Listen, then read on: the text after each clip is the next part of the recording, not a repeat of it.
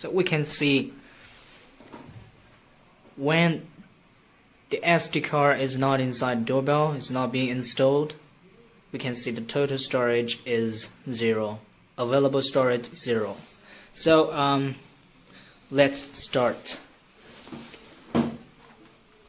So we need to take off the back panel first. Okay, this is a screwdriver.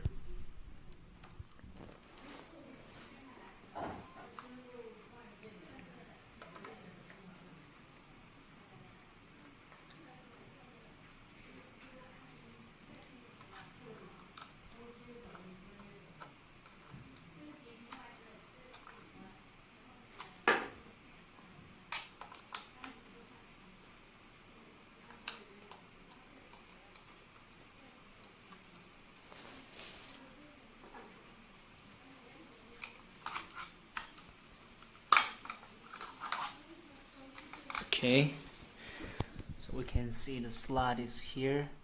Okay, so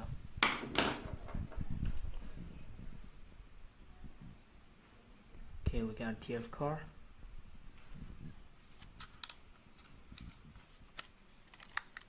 Okay, so that's it. Okay.